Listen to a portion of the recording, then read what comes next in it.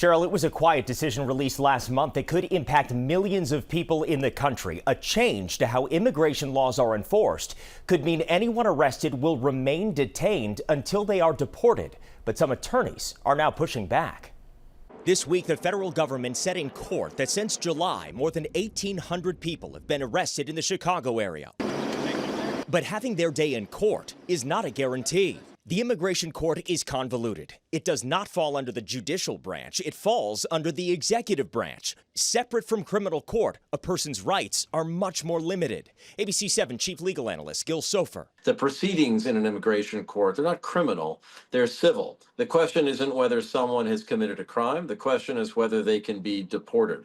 And the rights are different. Now, a new immigration court directive could keep people detained much longer before they're deported. In September, the Board of Immigration Appeals, the top administrative body which interprets and applies immigration laws, released a new decision.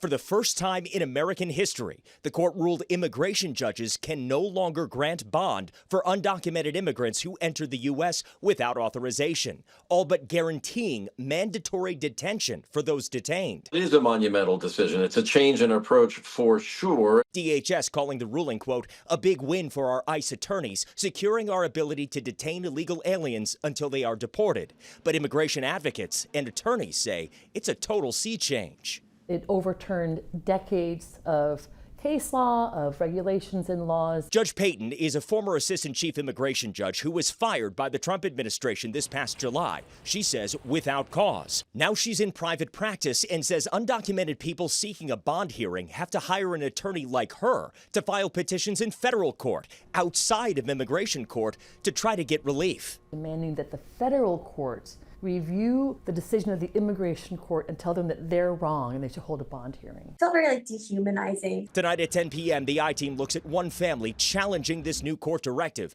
all to release their father. The moment they put him in a van, we didn't know where he was going. Now, the ACLU has sued the Trump administration over its no bond policy from being enforced. A hearing in that case is scheduled a week from today. All because these immigration courts are under the executive, not the judicial branch of government. Absolutely. Different set of rules, different set of evidence, and different rights for the people coming before the judge. Of course, you're going to hear much more from Judge Payton tonight at 10 o'clock.